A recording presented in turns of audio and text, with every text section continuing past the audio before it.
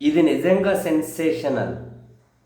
జగన్మోహన్ రెడ్డి గారి ప్రభుత్వ హయాంలో ప్రభుత్వ స్కూళ్ళల్లో తీసుకొచ్చినటువంటి మౌలిక వసతుల కల్పన దగ్గర నుంచి అత్యాధునిక సౌకర్యాల దగ్గర నుంచి ప్రభుత్వ విద్యను బలోపేతం చేయడం మీద తాను తీసుకొచ్చిన సంస్కరణలు అమలు చేసిన విధానం దగ్గర నుండి ప్రస్తుత సంవత్సర కాలం ఈ ప్రభుత్వ హయాంలో పూర్తిగా అవన్నీ పక్కదారి పట్టిపోతూ ఉన్నాయని, ప్రభుత్వ విద్య నిర్లక్ష్యానికి గురవుతుంది అని, ప్రభుత్వ పాఠశాలలు నిర్లక్ష్యానికి గురవుతున్నాయని, దీన్ని నేను చూడలేను, రోజు చూడలేక మానసిక వేదన అనుభవించలేను అని చెప్పి ఏకంగా ఒక ప్రధాన ఉపాధ్యాయులు, ఒక హెడ్ మాస్టర్ తన వృత్తి జీవితం నుంచి తప్పుకునే నిర్ణయం తీసుకోవడం నిజంగానే సెన్సేషన్. You just imagine. ఈ నిర్ణయం మీకు ఏమైనా సాదాసీదాగా కనిపిస్తుందేమో కానీ ఒక ప్రధాన ఉపాధ్యాయుడు 29 సంవత్సరాల పాటు ఉపాధ్యాయ వృత్తిలో కొనసాగిన ఒక ప్రధాన ఉపాధ్యాయుడు తన వృత్తి జీవితం నుంచి తప్పుకోవాలి అని చెప్పి నిర్ణయం తీసుకుని ఇవన్నీ నేను చూడలేకున్నాను, కళ్ళ ముందే నాశనం అయిపోతుంటే అని చెప్పి తప్పుకోవడం ఇది ఆషామాష నిర్ణయం కాదు. ఇది నిజంగానే ఒక రెవల్యూషనరీ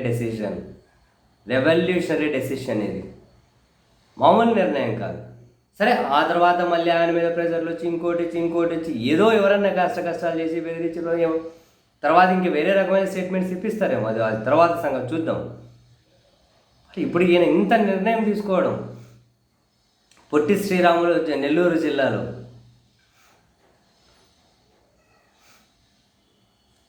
ఈ సర్కార్ తీరు పట్ల ఏకంగా ఎంత పెద్ద నిరసన అది.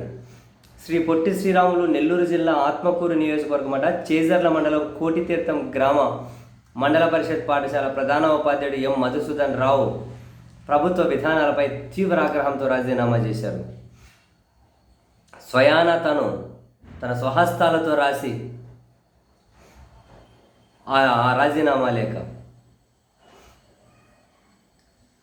ఈ ప్రభుత్వం అంతా కనుక ఆర్భాటపు ప్రకటనలకే పరిమితమైన తప్ప విద్యా వ్యవస్థలో ఎలాంటి మార్పులు చేయట్లేదని, మొత్తం భ్రష్టు పట్టిపోతుంది అని, రోజు మానసిక వేదనకు గురవుతున్నాను అని, ఈ ప్రభుత్వ అనాలోచిత నిర్ణయాల మీద కనీసం ప్రజలను చైతన్యం చేసే బాధ్యతైనా తీసుకుంటాను అని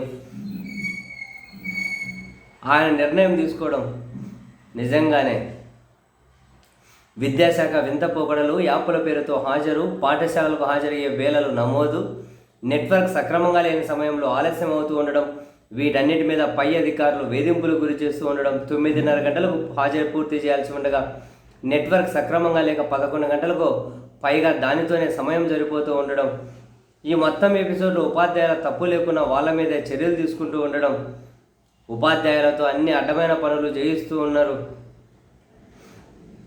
ఇటువంటివన్నీ మొత్తం మీద ఓవరాల్గా ప్రభుత్వ విద్యను భ్రష్టు పట్టించేస్తున్నారు. మానసిక వేదన పడుతూ ఉన్నా చూడలేకున్నా అని ఏకంగా ఒక హెడ్ మాస్టర్, 29 సంవత్సరాల ఉపాధ్యాయ వృత్తిలో ఉన్న ఒక హెడ్ మాస్టర్ ఇంత తీవ్ర నిర్ణయం తీసుకోవడం నిజంగానే సెన్సేషన్. ఒక రెవల్యూషనరీ డెసిషన్ అంటాను నేను. ఇదైతే ఎంత మానసిక వేదన నుంచి కూడా ఈ నిర్ణయం తీసుకోవాలంటే ఎంత ధైర్యం కావాలి మాస్టర్. నిజంగా గ్రేట్.